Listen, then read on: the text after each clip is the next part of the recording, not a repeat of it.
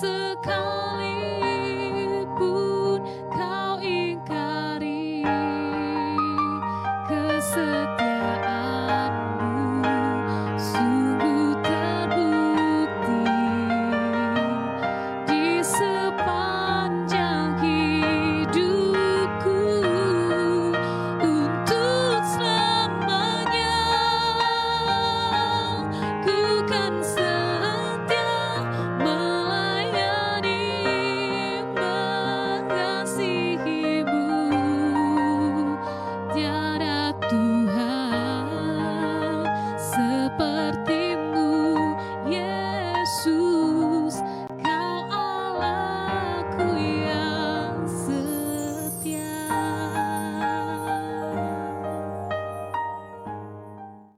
Shalom, selamat malam Bapak Ibu, Saudara dimanapun Anda berada. Kami kembali hadir di channel Majelis Daerah YPP Batu di Sumatera Bagian Selatan dan Sekolah Tinggi Teologi Ebenezer dalam program kami Miracle. Malam ini yang menjadi narasumber kami seorang perwira menengah di Kota Lampung, Bapak Yudi Nugroho, Mayor Yudi Nugroho.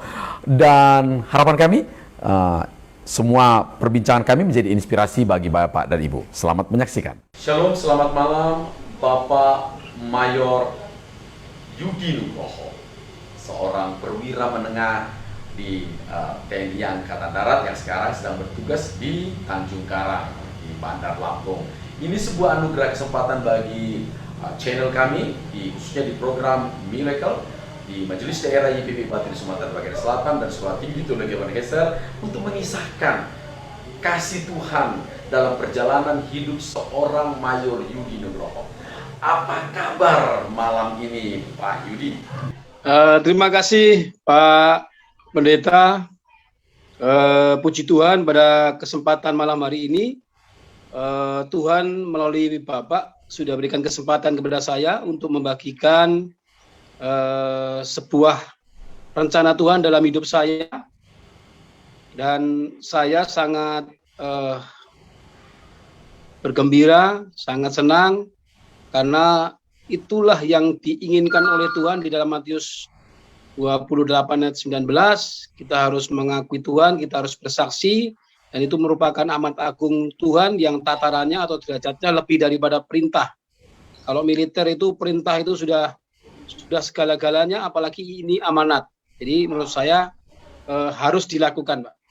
Amin, luar biasa. Wah, ini sudah langsung menafsirkan teks berdasarkan identitas. Keren sekali. Baik, bolehkah bercerita sedikit, Pak, siapa seorang Yudi Nugroho sebelum menjadi mayor dalam masa lalunya untuk kita di channel ini? Monggo, Pak Yudi. Terima kasih, Bapak Pendeta. Jadi sebenarnya saya hanyalah seorang biasa, anak dari seorang PNS golongan 1. Wow. Ya, kemudian saya tidak dalam kondisi dipengaruhi oleh apapun pada waktu itu. Ketika saya masih kelas 4 SD begitu, saya memijat kaki sampai dengan tubuh orang tua saya dengan pegangan dinding. Lalu bapak saya bertanya dalam bahasa Jawa, "Le, nek kowe wis gede dadi opo? Nak, kamu kalau nanti besar kepengin jadi apa?" Saya jawab, "Aku kepengin jadi pendeta. Saya ingin menjadi pendeta." Padahal pada saat itu saya seorang Katolik yang kuat. Keluarga besar saya Katolik semua. Ya, tetapi saya tidak tahu apa yang menggerakkan mulut saya pada saat itu, sehingga saya menyampaikan itu saja dan lewat begitu saja sampai saya dewasa. Saya sekolah di SD negeri, SMP negeri, SMA Kanisius. Kemudian di SMA Kanisius saya sebagai ketua OSIS, sebagai pasukan pengibar bendera di kota Surakarta, Hadiningrat di Jawa Tengah. Kemudian terdorong oleh pelatihan pasukan pengibar bendera yang dilatih oleh prajurit Kopassus pada saat itu, kemudian saya tertarik ingin menjadi tentara. Wow. Kemudian saya begitu lulus dari SMA, saya mendaftar tentara sampai dengan 2 kali, dan akhirnya Tuhan berkehendak saya masuk di lingkungan tentara Angkatan Darat. Dan pada saat itu saya Akmil ya Pak? tidak, Pak. Jadi saya bintara, Pak. Bintara Sersan 2. Oke. Sersan 2. Nah, kemudian ketika saya Sersan 2 itu tahun 91 saya dilantik, saya dulu. Ketika saya masih Sersan 1, ketika saya masih Sersan 1 tahun 97, pada saat itu saya diperkenalkan oleh hambanya Evangelis Edi Lasut. Oke. Dia seorang Katolik, tetapi dia aktif di gereja Kristen Protestan. Oke. Jadi saya juga bingung itu. Pada saat itu saya nggak ngerti. Kemudian saya diperkenalkan dengan Alkitab yang sebenarnya. Ya, artinya selama ini saya tidak pernah membuka Alkitab pada waktu itu, hanya mendengar apa yang dikatakan oleh pastor. Kemudian saya belajar dengan Evangelis Edi Lasut. Setelah saya belajar beberapa waktu, teman-teman itu sudah senior saya yang di lingkungan gereja, karena saya aktivis gereja Katolik, saya aktivis, mereka sudah mengasih tahu saya, kenapa kamu bergaul sama Edi Lasut, itu orang sesat itu, bilang gitu, Pak. Tapi saya, enggak, bagi saya harus bergaul dengan siapapun, selama itu baik, saya harus bergaul sih, Pak. Kemudian lewat begitu saja 97, saya 98 masuk sekolah perwira, Pak. Oke, ya, saya masuk sekolah perwira. Saya masuk sekolah perwira. 97 juga ada kejadian ketika saya mengikuti program istilahnya kayak karismatik Katolik gitu, Pak. Oke. Pada saat saya mengikuti program karismatik Katolik, 8 kali pertemuan, tapi saya hanya dapat 7 kali pertemuan. Itu nuansanya seperti di gereja karismatik yang sekarang ini saya kenal. Oke. Ya. Jadi di situ juga ada bahasa roh. Dan pada saat itu saya juga bisa tiba-tiba berbahasa roh. Oke. Tetapi yang saya sampaikan pada saat itu bahasa rohnya tidak seperti bahasa roh yang selama ini saya dengar. Oke. Ya, tidak ada mohon maaf, siraba simalakama itu tidak ada. Jadi pada waktu itu bunyinya lain, bukan seperti itu. Oke, kemudian saya lewat tahun 98 saya sekolah perwira, 99 saya lulus Lena 2. Kemudian tahun 2000 saya pindah ke Palembang. Oke. Pindah di Palembang, lalu saya tetap aktif di Gereja Katolik sebagai pembina kaum muda dan pelatih kaum muda.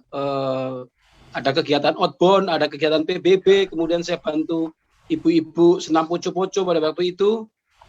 Nah, seperti biasa, saya melakukan aktivitas seperti biasa. Lalu tahun 2006 saya pindah ke Lampung, Pak. Pindah ke Lampung, dan di Lampung itu saya tetap aktif di Gereja Katolik. Lalu saya diberi kesempatan oleh Angkatan Darat untuk sekolah intelijen. Sekolah intelijen 2006, November 2006 selesai, saya kembali ke Lampung. Kemudian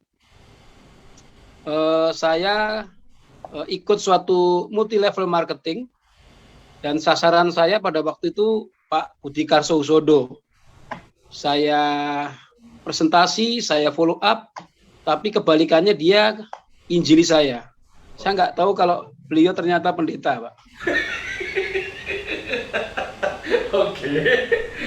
Ya, setelah itu akhirnya dia injili saya, lalu akhirnya tahun 2007 saya mendedikasikan diri menjadi seorang Kristen Protestan, dan kemudian alat-alat bantu yang selama ini saya pergunakan, dalam tanda kutip, saya orang Jawa, Pak, Katolik, tapi saya memang saat itu senang dengan benda-benda gaib gitu. Oke.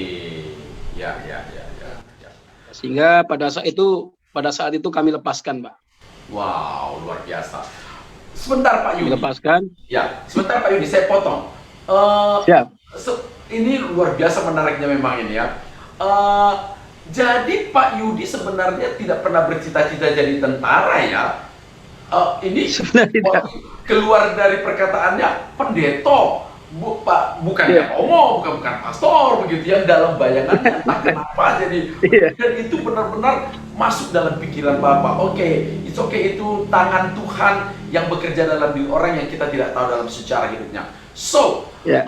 kemudian cita-cita jadi pendeta ini apakah masih terngiang sampai kapan atau waktu SMA Bapak tiba-tiba hanya tertarik begitu aja jadi tentara?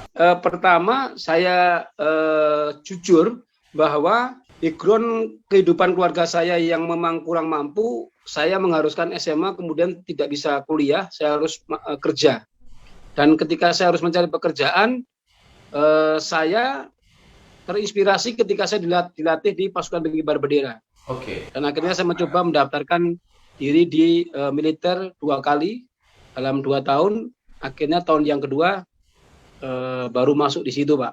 Wow. Dan kata-kata saya ingin menjadi pendeta itu baru teringat kembali ketika saya aktif di gereja tahun 2015-2016. Itu saya teringat kembali, loh. Wow. Iya ya, kenapa dulu waktu kecil saya ngomong kayak gitu? Ya, ya, ya. Padahal itu saya nggak tahu, Ya.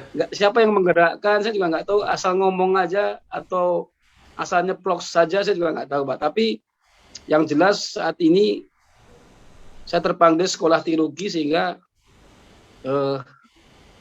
ada salah satu orang yang mengasihi saya, dia mendedikasikan diri, seorang ibu-ibu, memberikan sejumlah bantuan tiap bulan, dan dia sampaikan pada saya harus disimpan, ditabung ketika nanti sudah wisuda, silahkan dana itu digunakan untuk membangun gereja. Oke, sebentar. Ini berikutnya. Bapak akhirnya, sebenarnya Bapak seorang Katolik yang begitu taat, dari keluarga Bapak begitu kuat. Bapak tadi katakan kalimatnya Katolik kuat. Tapi nampaknya masih ada semacam tradisi. Bapak megang, ya bawa benda-benda tadi katanya. Boleh tahu nggak Pak? Benda apa itu? Sekarang sudah bisa cerita lucu loh Pak ya. Sekarang sudah bisa cerita lucu ya. Benda apa itu Pak?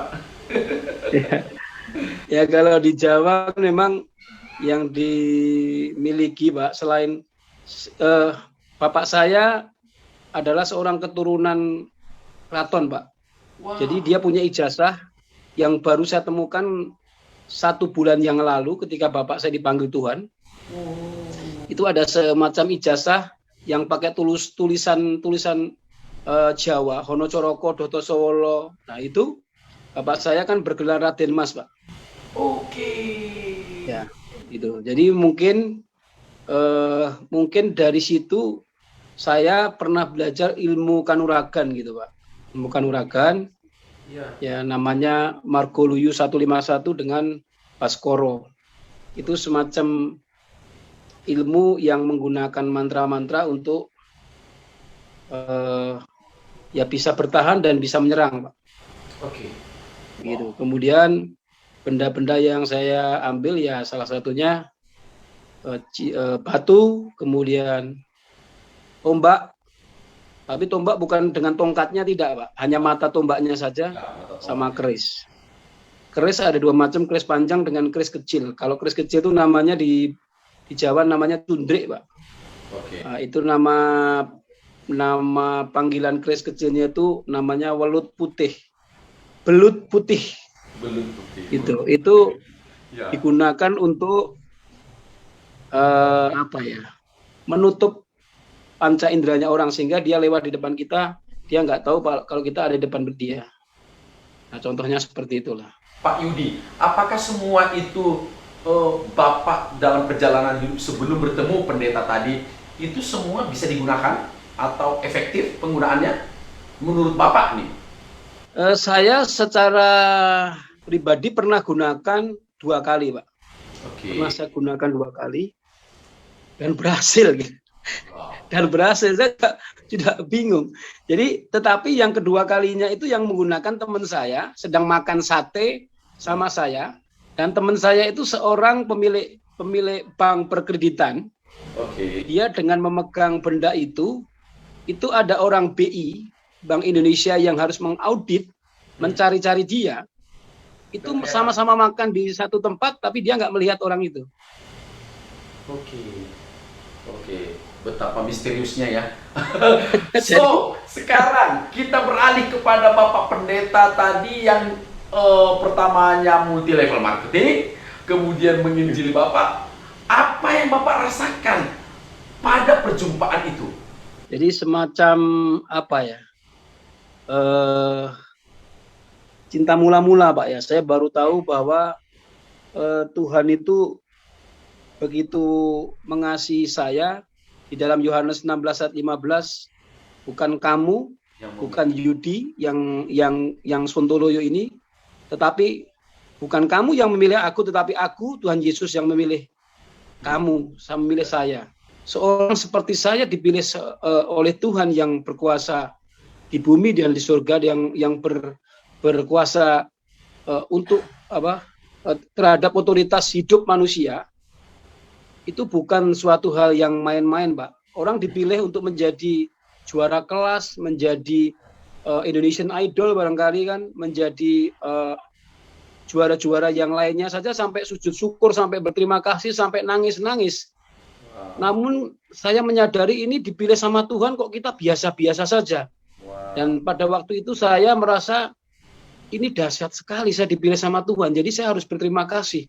Cuma saya cara berterima kasihnya apa ya? Pada waktu itu karena cinta mula-mula, maka saya memberikan apa yang ada pada diri saya, ibadah sejati, yaitu buku saya, kemudian milik saya yang pada saat itu dalam keterbatasan, di rumah ada sesuatu yang memang bisa saya sumbangkan,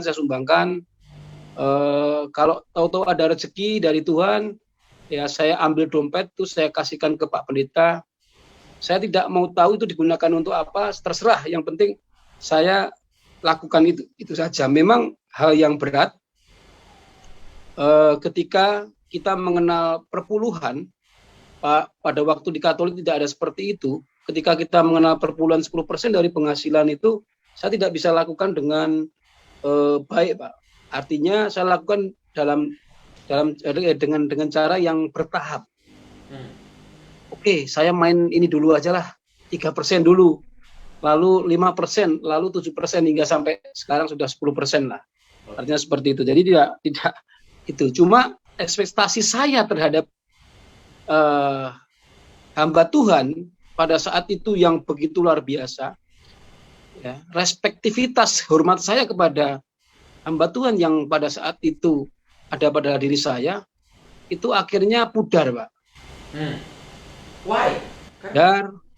Karena ada sesuatu hal dan beberapa hal yang dilakukan oleh pendeta tersebut maupun istrinya tidak sesuai dengan kebenaran Alkitab. Oke.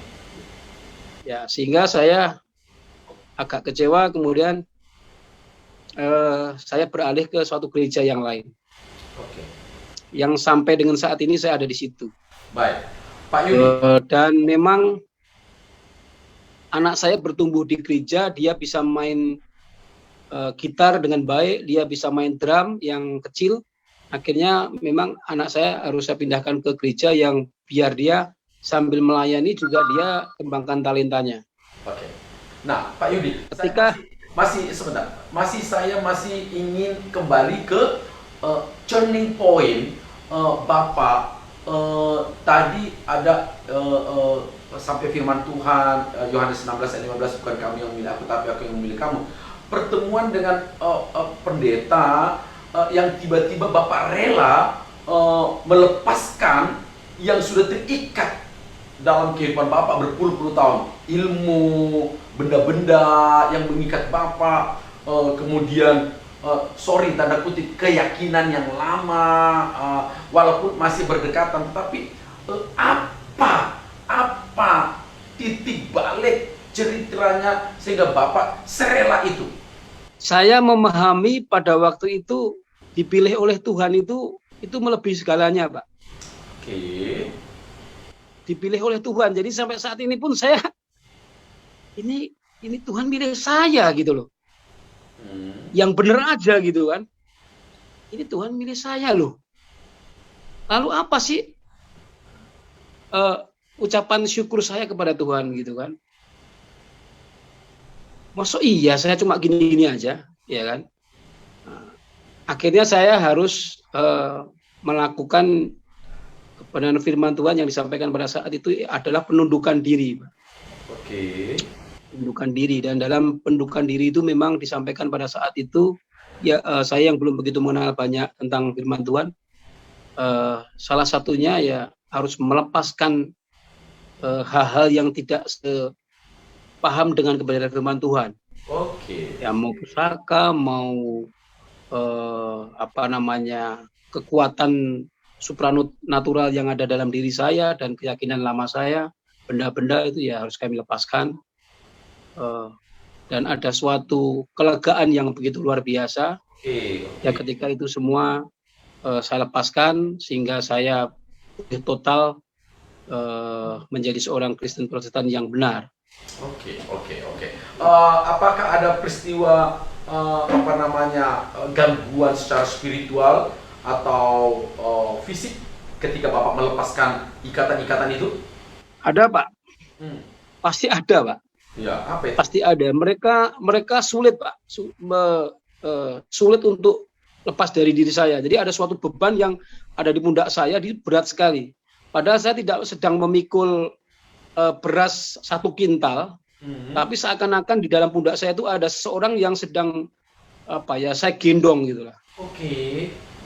Saya sendiri nggak nampak, orang lain yang secara kasat mata juga nggak nampak.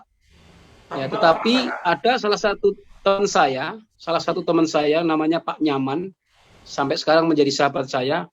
Dia nampak, Pak, karena dalam tubuh saya muncul 2 macan, Pak. Macan? 2 harimau.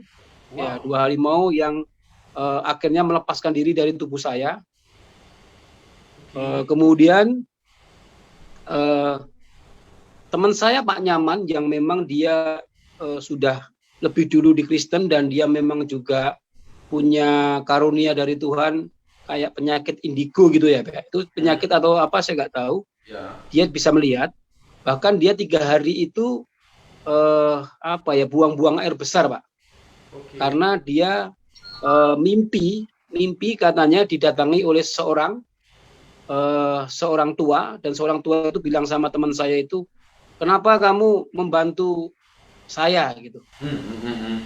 Makanya kenapa kamu membantu Pak Yudi gitulah. Kenapa kamu melindungi Pak Yudi? Gitu. Akhirnya 3 bulan dengan kekuatan doa, Pak Nyaman pun juga pulih kembali. Lepas. Dan kami juga tidak mengalami apa-apa, sudah seperti biasa aja. Okay. Tidak ada ini, Pak, tidak. Hanya itu saja sih menurut saya, nggak ada yang dahsyat, nggak. Kalau istilahnya kami terguling-guling atau mental, nggak, Pak. Okay. Karena memang sebenarnya ketika kita sungguh-sungguh mau menerima Tuhan Yesus, itu juga ada kekuatan yang luar biasa. Amin. Oke, lantas akhirnya Bapak merdeka dari semua ikatan itu begitu ya, dengan wujud dari ikatan itu. So, tiba-tiba kemudian Bapak ini begitu aktif bangun gereja, tadi keserahkan dompet, apa segala macam. Itu kira-kira berpengaruh nggak dengan karir Bapak di militer? Tahun 2007 ketika saya mendedikasikan diri untuk menjadi seorang Kristen Protestan, itu kami mencoba membangun gereja, Pak. Jadi dengan semua keterbatasan, itu di belakang asrama saya ada bambu, itu bambu kami potong secara manual. Itu bambu ada berapa rumpun, banyak sekali rumpun. Kami potong, kami bawa pakai gerobak untuk bangun gereja. Ada batu-batu yang kami angkat untuk bangun gereja. Tapi ketika sudah peletakan batu pertama, itu jadi masalah dengan masyarakat. Oke. Memang ada teknis yang memang salah. Ada teknis yang memang salah, yang dilakukan oleh hamba Tuhan. Salah satu contohnya adalah, ini menjadi pembelajaran bagi kita. Salah satu contohnya adalah menyuruh seorang yang tidak mempunyai kredibilitas yang baik di mata masyarakat. Sehingga ada beberapa tanda tangan yang dipalsukan. Wow. Ini jadi masalah. Ya. Dan dari situlah saya mendedikasikan diri untuk membantu hamba-hamba Tuhan dan gereja-gereja yang dipermasalahkan atau sedang dalam masalah. Dan memang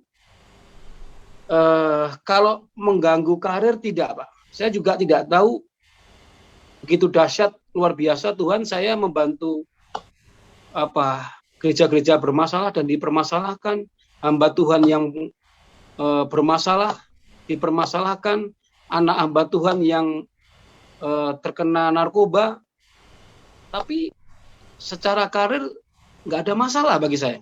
Wow, gitu ya. Nggak ada masalah. Teman-teman Bapak kan tahu pasti ya, teman-teman Bapak di militer, tapi tahu pasti dengan kegiatan-kegiatan Bapak di luar satuan kan? Ya. Nah, itu Bapak tidak risih? Menurut saya tidak, Pak. Menurut saya tidak, dan beberapa waktu yang lalu baru terjawab, Pak. Baru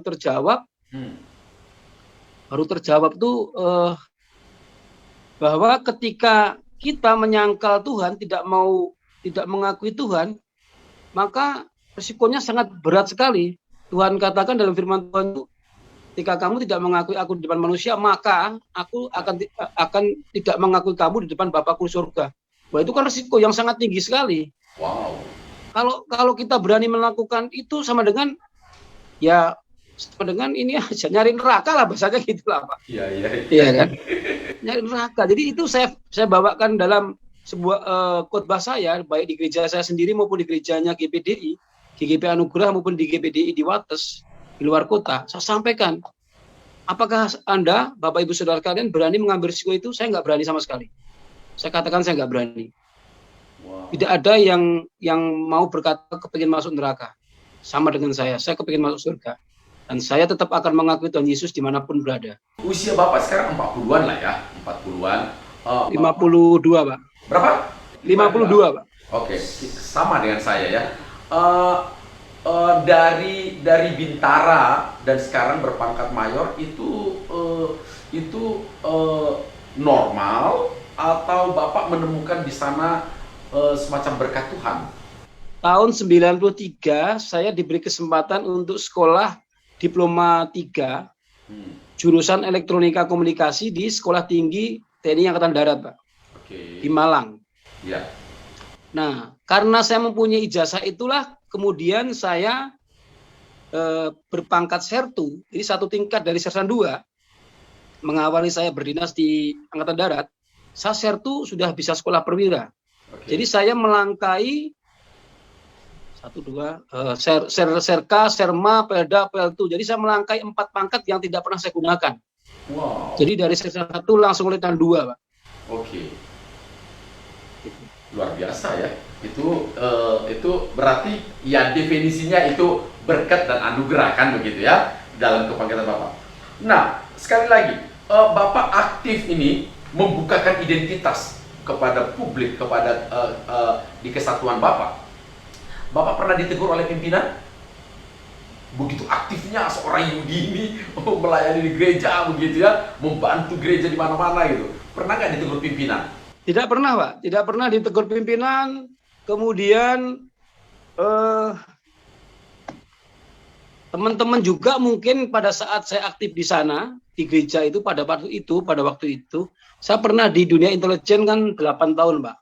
Oke. Dan pengaruhnya mungkin itu juga cukup tinggi. Ya mungkin pemikiran orang itu, siapa sih berani main-main sama orang intelijen gitulah. Mungkin begitu ya, mungkin. Oke. Tetapi ada pengaruhnya ya. Ya. Tetapi saya lebih kepada begini. Bagaimana mengemas sesuatu yang kita lakukan itu dengan bijak. Suatu contoh begini, Pak. Ada beberapa atasan saya, Danrem, itu 3 Danrem, yang saya ajak untuk membawakan semacam sosialisasi wawasan kebangsaan.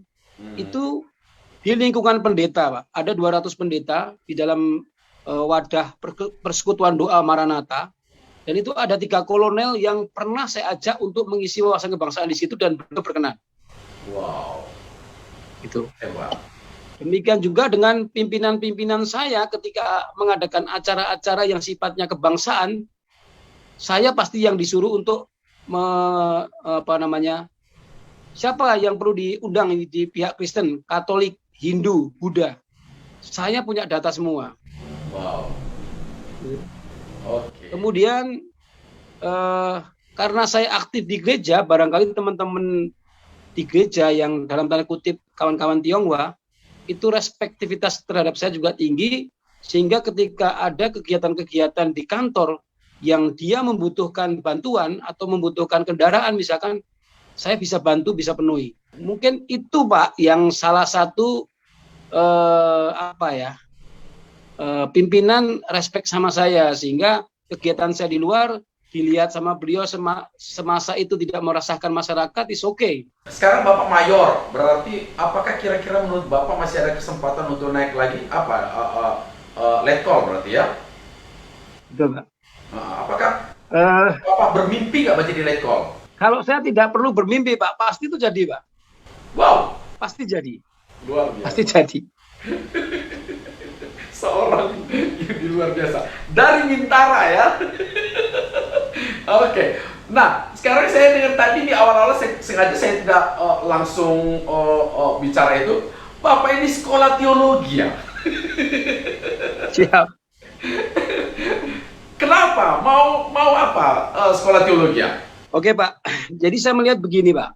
Istri saya beberapa kali waktu itu meng-cut saya karena memang anak-anak saya butuh perhatian dulu biar dia yang selesaikan S1 dulu. Ya. Dan kemudian anak saya yang kecil juga sekarang sudah kuliah S1. Ketika kehidupan kami sudah lumayan untuk bisa meloloskan seorang anak dan sudah bekerja, maka istri saya mengizinkan. Tetapi istri saya selalu menyampaikan, kamu boleh sekolah teologi tetapi kamu jangan jadi gembala. Karena resiko menjadi gembala itu berat. Ya, mengembalakan domba-domba itu tidak semudah yang kita bayangkan, dan kita sudah berpengalaman di bidang itu ketika kita berjemaat dan kita bergaul aktif di lingkungan gereja. Jadi saya punya grup WA namanya GAL 610 Pak. Jadi tanpa spasi, GAL 610, jadi 610.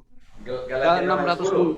Oke. Ya, Galatia 610. Selama masih ada kesempatan bertolong-tolong dengan samamu. Oke. Tetapi terkhusus kawan satu iman. Iman, oke. Itulah Pak. Tuhan juga menginginkan yang kamu tolong adalah orang-orang yang saya pilih. Ya. Makanya saya bilang terutama kawan seiman. Ya. Itu. Nah, itu saya buat grup itu dengan keinginan saya, tujuan saya, kita sama-sama yuk menghadirkan kerajaan Allah dengan denominasi yang berbeda-beda, dengan aliran, dengan pengajaran yang berbeda-beda, tapi kita sama-sama menghadirkan kerajaan Allah dan kebenaran. Wow. Dan itu saya sudah dirikan 4 tahun yang lalu, Pak. Oke. Tapi ekspektivitasnya ya. Aktivitasnya apa? Bukan hanya sekedar di Mebro kan? Bukan hanya sekedar kirim-kirim firman Tuhan kan? Apa aktivitasnya? Hanya sekedar ini aja, Pak. Menyampaikan informasi, menyampaikan kebenaran firman Tuhan, menyampaikan apa ya? Istilahnya hanya informasi tentang pelayanan juga iya, kemudian tentang situasi dan kondisi politik. Oke. Tetapi tidak boleh berpolitik, Pak. Karena kita memang harus tahu itu. Oke. Nah, kemudian alasan saya sekolah di teologi itu memang saya melihat begini.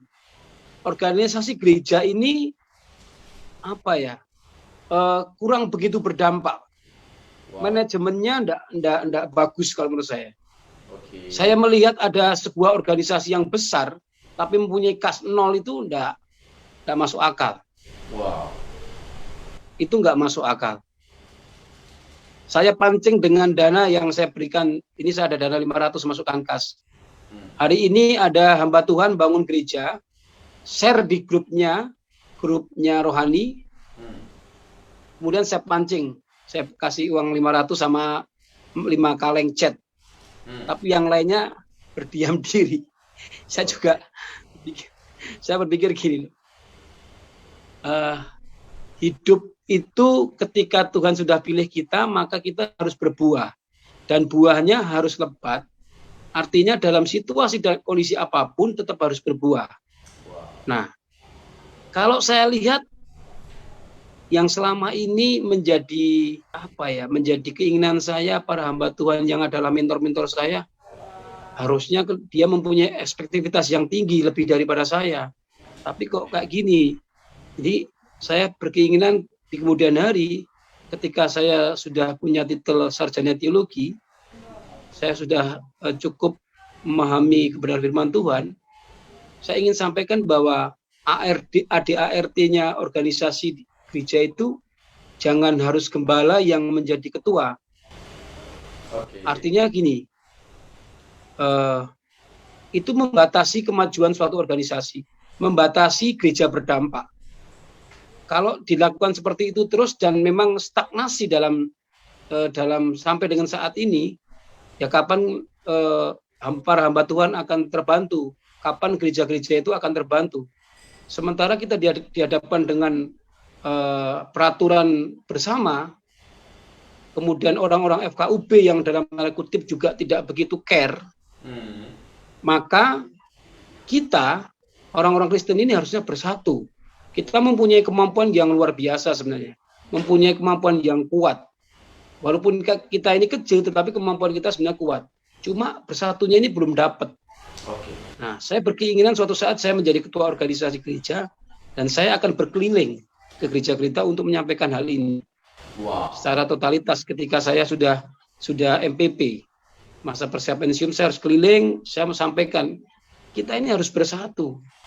Kita ini harus bersatu. Kalau kita nggak bersatu, akan terjadi hal yang sudah pernah terjadi. Gereja selalu dibuat susah sama orang. Gereja selalu diintimidasi. Gereja selalu dibully. Kenapa? Lah kita nggak bersatu. Kekuatannya nggak ada. Secara finansial kita kuat. Kalau kita bersatu, kita mendorong seseorang yang ingin menjadi kepala daerah aja mampu, dan itu sudah saya buktikan. Wow, ini tinggi sekali ini. Visioner. Nah, Pak Yudi, selama Bapak akhirnya setelah melepaskan keyakinan yang lama dengan seluruh keberadaannya, ikatannya, dan dengan yang baru, masalah apa yang paling berat yang Bapak rasakan? Apakah spiritual, apakah pergaulan dengan hamba Tuhan atau dengan jemaat? Apa masalah yang paling berat yang Bapak rasakan? Atau family, atau dalam keluarga? Atau apa sih sebenarnya yang paling berat Bapak rasakan? Secara keuangan tidak ada masalah, Pak. Tidak ada masalah. Ya,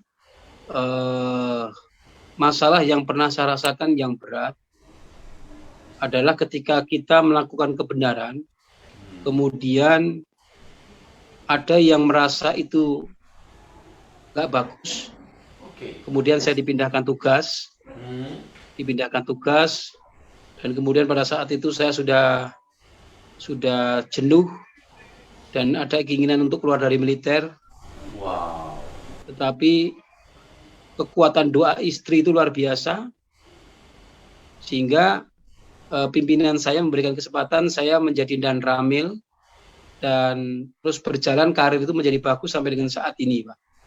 Dan saat ini permasalahan yang berat adalah ketika anak saya yang besar, dia sekolah musik gereja di Harvest International of Theology yang di Tangerang, Lipo Karawaci.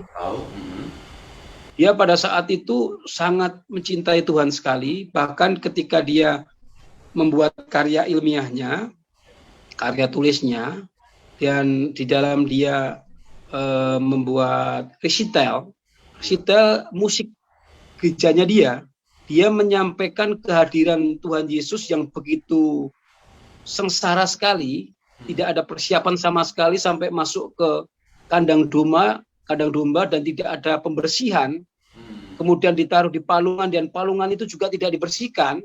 Kemudian Tuhan Yesus mengembara sedemikian rupa begitu sengsaranya, menyampaikan kebenaran firman Tuhan, kemudian disalibkan dan bla bla bla sampai bangkit. saya terinspirasi sekali dengan karyanya dia, dengan musik yang sedemikian luar biasa.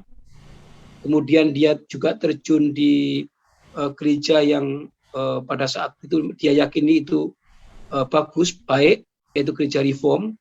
Dan saya juga belajar dengan anak saya. Tapi manakala dia belajar ilmu filsafat, nah itu yang berbahaya, Pak. Jadi anak saya sekarang sudah mulai agak goyang kepercayaannya kepada Tuhan. Wow.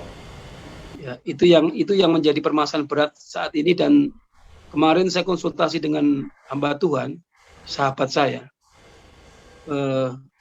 Secara fisik harus ada pihak ketiga yang dekat dengan anak saya untuk mengembalikan. Kedua, orang tua harus berperanan penting untuk mencoba masuk ke areal kesukaan anak, tetapi sedikit-sedikit memberikan kebenaran firman Tuhan, memasukkan doktrin-doktrin firman Tuhan, walaupun sebenarnya dia lebih paham. Ya. Dia lebih paham, Pak. Dia lebih paham firman Tuhan. Tapi saya mencoba itu, ya ada sedikit keberhasilan. Kemudian hamba Tuhan tersebut menyampaikan cara yang paling akurat, Pak Yudi dengan Ibu harus nangis, berseru sama Tuhan, berdoa sama Tuhan. Biar Tuhan yang campur tangan dalam kehidupan anak Bapak. Anak Bapak belum terhilang. Dia masih menyukai Tuhan Yesus, cuma dia belum, artinya masih dalam proses. Nah, artinya begini, Pak. Di sisi lain, saya mengabarkan berita kebenaran dan membuat banyak orang menyukai cara saya menyampaikan kebenaran firman Tuhan. Kemudian saya membuat renungan si loreng yang saya muat di Facebook. Termasuk saya membuat Bible in Coffee yang saya muat di Facebook. Itu sampai 2091 orang yang kasih like. Jadi saya berpikir, saya bersusah payah menyampaikan kebenaran firman Tuhan, anak saya sendiri sekarang goyang. Dia sampai pernah bilang sama saya, Bapak ini kok aneh ya, membela yang belum tentu ada. Wow. Itu saya nangis, betul Pak. Saya nangis, saya di kasur itu, saya nangis, ya Tuhan ini kok gak gini, saya bilang gitu.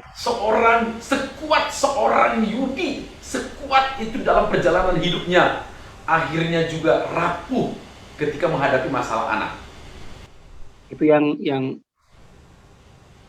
membuat saya, kalau saya nggak kuat, mungkin saya akan ikut-ikutan, tapi saya percaya, Pak. Saya sampaikan kepada anak saya, dulu kamu hampir jatuh ke dalam jurang. Tinggal mungkin bukan satu langkah lagi, mungkin tinggal setengah langkah anak saya itu sudah masuk dalam jurang. Tapi Tuhan angkat kamu, kemarin malam saya sampaikan seperti itu. Tuhan angkat kamu dan kamu bisa sampai sekolah teologi, sekolah musik gereja, walaupun kamu di wisuda 5 tahun, tetapi kamu selesai. Dan kamu menjadi seperti sekarang ini. Masa iya? Saat ini Tuhan tidak bisa menolong kamu. Bapak nggak yakin. Tuhan pasti bisa tolong kamu. Anak saya bilang, memang Pak, untuk mengenal Tuhan secara benar butuh proses, Pak. Bapak mungkin sudah mengalami proses dan Bapak sudah berhasil mengenal Tuhan secara benar. Dika sedang mengalami proses, ya sampaikan seperti itu. Jadi Bapak jangan berharap proses yang Bapak hadapi, proses yang Bapak alami sama dengan proses yang akan saya alami, berbeda. Dia sampaikan seperti itu, Pak. Itu masalah yang menurut saya paling berat, Pak, di antara masalah-masalah yang saya hadapi. Apakah Pak Yudi, apakah masalah itu pernah membuat Bapak semacam sedikit mundur atau mempertanyakan seperti tadi pertanyaan sang anak Bapak, kenapa Bapak kok begitu kekeh membela yang tidak ada menurutnya? Itu saya tahu lah filsafat gitu ya. Apakah pernah Bapak akhirnya mengganggu pikiran Bapak dan kemudian Bapak ada sedikit mundur dengan keaktifan yang selama ini Bapak lakukan di gereja? Kalau menurut saya keselamatan itu anugerah, Pak. Oke. Keselamatan itu anugerah, walaupun Tuhan mengajarkan kepada kita di dalam Filipi bahwa kita harus kerjakan keselamatan, Oke. kerjakan keselamatan itu. Tapi ketika kita mengimani bahwa keselamatan itu anugerah, di dalam firman Tuhan pun Tuhan katakan, aku akan memeluk kamu, tidak akan aku biarkan orang lain merebut daripadamu. Oke. Itu yang saya imani, Pak.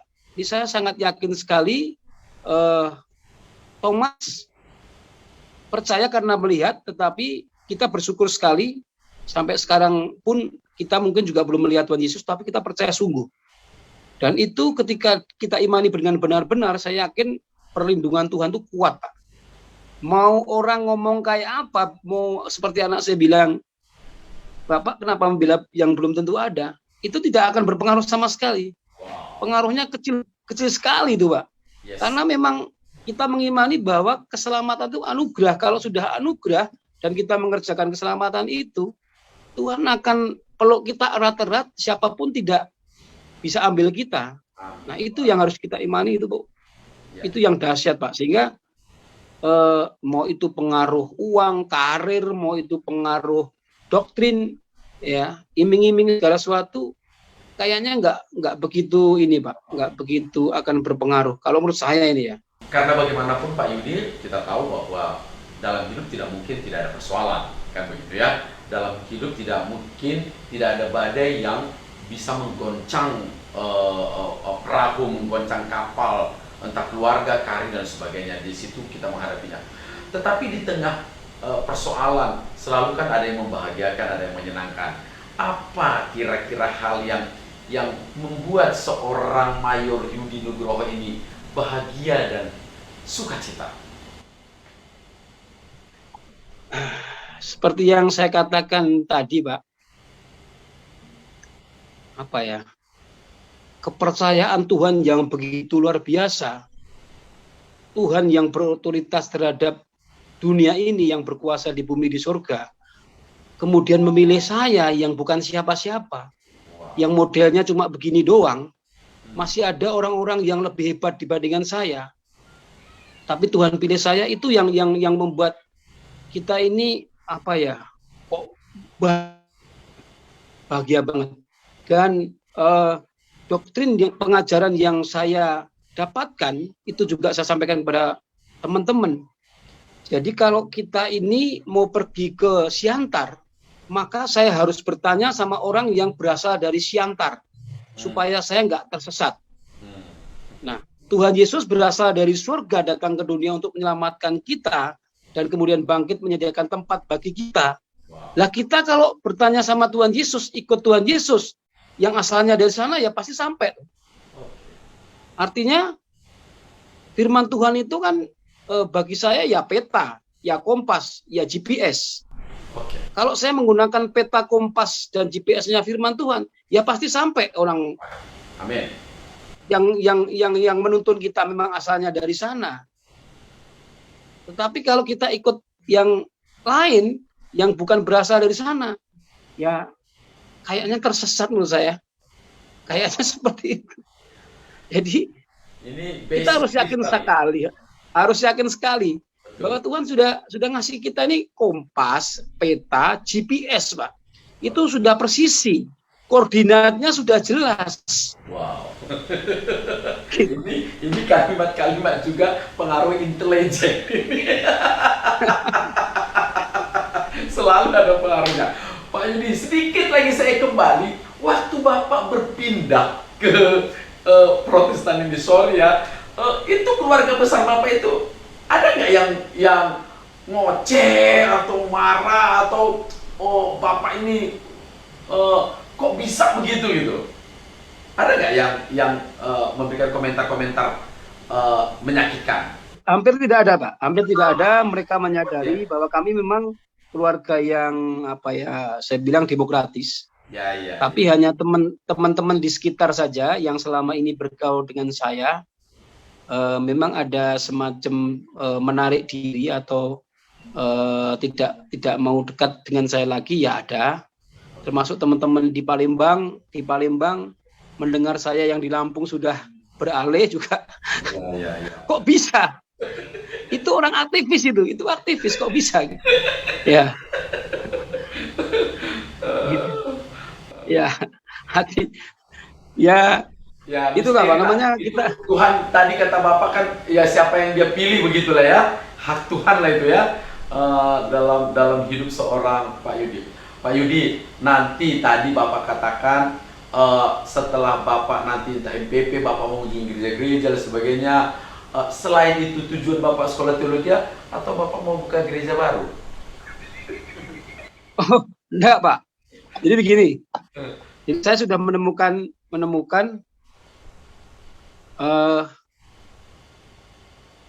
manusia, siapapun itu, status sosialnya apapun itu, bahkan hamba Tuhan yang mungkin saya bilang sudah doktor, ya, yang MTH atau yang doktor, dia tidak akan pernah luput daripada godaan iblis.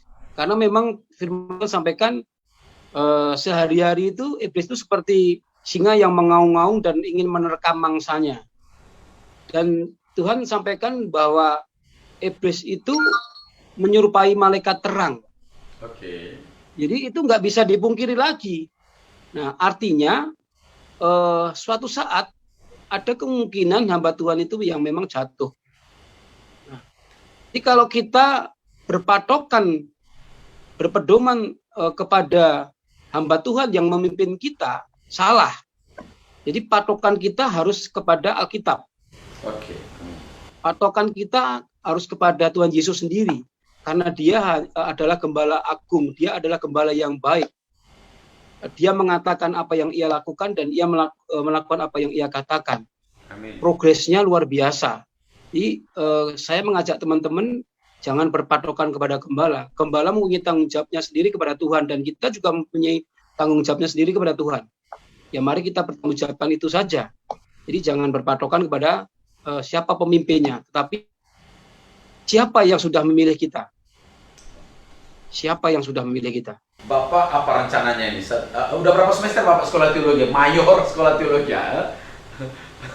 Baru 3, Pak. Baru semester 3, Pak. Setelah itu memang benar-benar membantu gereja, tidak mau jadi gembala ya Pak Mayor ya? Saya tidak tahu kalau nanti berikutnya Tuhan memang panggilan lagi ya, itu nggak bisa kita hindari, Pak. Tapi kita harus progres, artinya berbuat lebat tadi, ya istilahnya kita harus biar terangmu itu bercahaya dan nama Tuhan dimuliakan. Apa yang bisa kita lakukan saat ini ya kita lakukan. Ya contohnya misalnya begini, Pak. Ada gereja-gereja bermasalah, saya temui teman-teman baik di FKUP, kemudian di Kesbangpol, camat, lurah, RT, kemudian ada organisasi.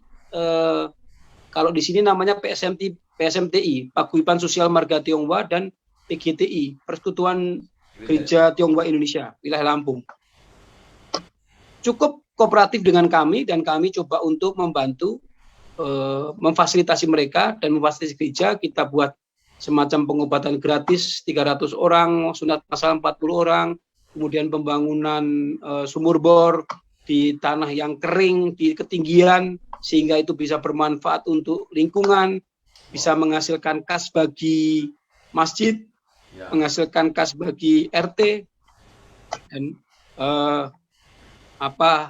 begitu COVID-19, saya coba untuk sounding beberapa teman-teman pengusaha, walaupun sedikit orang dan tidak begitu banyak yang membantu, tapi itu kita kumpulkan dan kita kemas dalam bentuk nasi bungkus yang kita bagikan tiap hari di jalan, dan kita kemas dalam bentuk sembako dan kita kasihkan ke orang-orang yang memang sangat di kelas bawah kemiskinan, Pak. Artinya dari rumah saja, bukan rumah permanen. Ya. Itu Pak yang bisa kita lakukan saja.